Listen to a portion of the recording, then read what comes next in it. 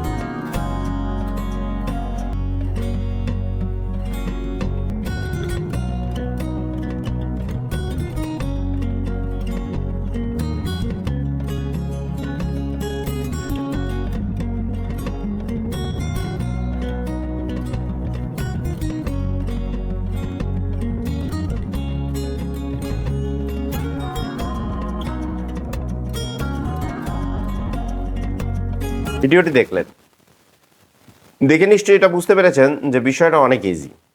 সুতরাং আপনি যদি এই বিষয়ের উপরে দক্ষ হতে চান, একটা প্রপার গাইডলাইন দরকার।